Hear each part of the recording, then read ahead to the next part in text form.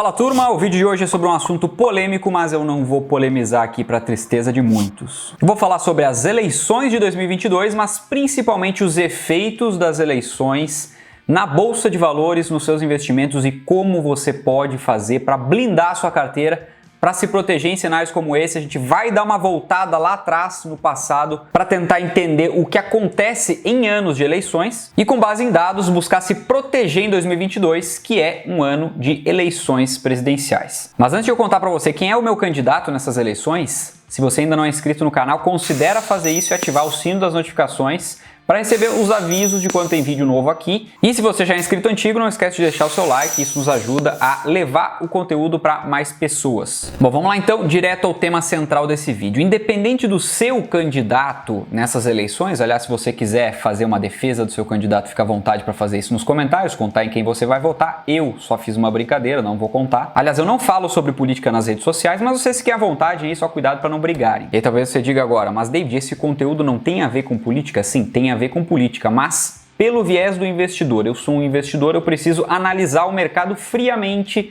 olhando a matemática, olhando os números, o que é que aconteceu, vendo dados históricos para poder proteger a minha carteira, blindar ela de momentos como anos de eleições. E o fato é que se você é um investidor, você pode até ter um candidato e gostar muito dele, mas o seu dinheiro não tem partido. E é por isso que você tem que separar uma coisa da outra, porque se você levar política para o meio dos investimentos, você está levando sentimento, e investimentos e sentimento não combinam muito. Eu já vou mostrar aqui para você alguns dados para você entender o que é que acontece em anos de eleições e ver que não existe um consenso do que acontece, por exemplo, a depender do candidato que entra. O fato é que em anos de eleições, a bolsa de valores costuma ficar muito mais volátil. E isso por um simples motivo: o mercado não gosta de incertezas. O mercado prefere saber o que vai acontecer, mesmo que seja alguma coisa ruim, para poder precificar isso e saber como reagir a isso, do que uma incerteza, não fazer a menor ideia do que vai acontecer lá na frente. E via de regra, esses cenários de incerteza são muito perigosos, porque se você não souber o que fazer com a sua carteira, com seus investimentos, você pode fazer algumas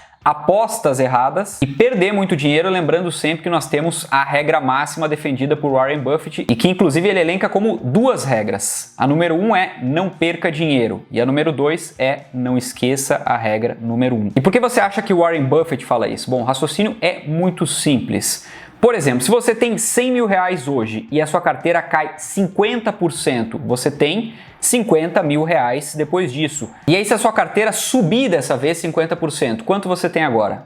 Exatamente, 75 mil. Você chegou só na metade da recuperação da carteira, fora o tempo que você perdeu, que teve inflação, teve o custo de oportunidade, você poderia estar alocado em outros ativos naquele momento. E para ter uma recuperação, por exemplo, de uma queda de 50%, você precisa de 100% de valorização na sequência só para chegar no 0 a 0 nominal. Então, muito cuidado com a vulnerabilidade da sua carteira. Tem uma frase que eu repito sempre, inclusive, para ficar gravada mesmo, que é: se prepare para todos os cenários e não dependa de nenhum deles. Então, independente do que você acha que vai acontecer nas eleições, não dependa desse cenário especificamente. Porque se você estiver errado, possivelmente você vai perder dinheiro. Agora se liga aí que eu separei aqui para nossa análise a variação do Ibovespa em anos de eleição presidencial e também separei o IPCA desses anos para a gente entender também qual foi a inflação, para poder entender como a gente pode blindar a carteira. Então vamos lá. 2002, que foi um ano de eleição que o Lula ganhou,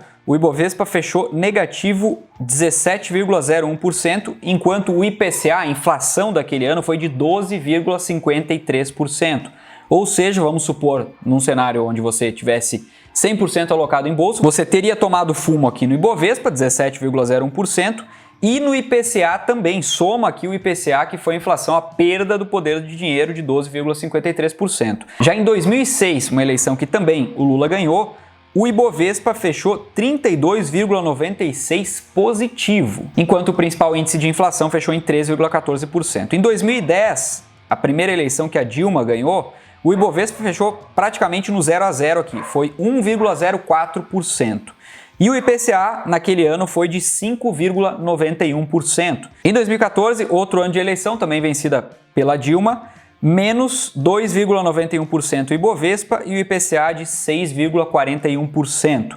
E em 2018, eleição vencida pelo Bolsonaro, Ibovespa mais 15,03% e IPCA foi de 3,75%. Bom, esses dados, ao contrário do que muita gente pensa, não mostram um padrão, mostram que tudo pode acontecer independente do candidato que vence as eleições, da visão política e tudo mais. Exemplo do tamanho da volatilidade que pode se enfrentar em ano de eleição é o mesmo candidato aqui, o Lula, em 2002, com menos 17%, para 2006 com mais 32,96%. E é óbvio que não são só as eleições que exercem força sobre o Ibovespa, existem vários outros fatores. Mas o fato por qual eu quero chamar a atenção aqui é que quando tem eleição tem mais volatilidade e mais incerteza. E por conta disso separei aqui algumas formas de blindar a carteira em ano de eleição presidencial. A primeira forma é investir ou diversificar em renda fixa. A renda fixa, que pode ser dividida entre títulos mais longos e caixa para aproveitar oportunidades, serve muito bem para diminuir a volatilidade da carteira e te fazer ganhar da inflação. E além disso, ter um caixa em renda fixa com liquidez diária para poder aproveitar as oportunidades pode te dar aí a faca e o queijo na mão para aproveitar algum eventual momento de queda acentuada na própria bolsa de valores. A segunda forma traz dois fatores importantíssimos cujo racional eu não vou conseguir defender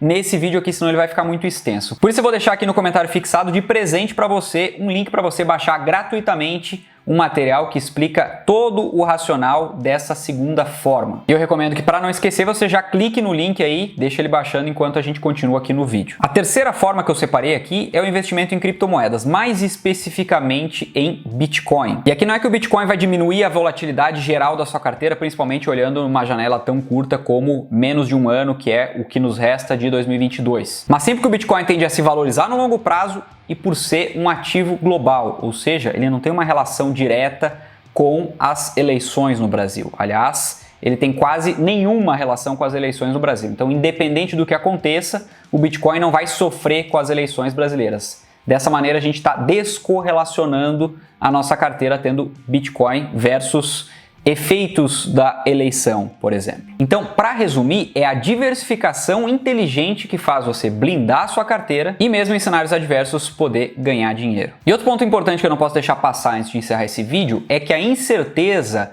em relação aos ativos de risco diminui bastante no longo prazo.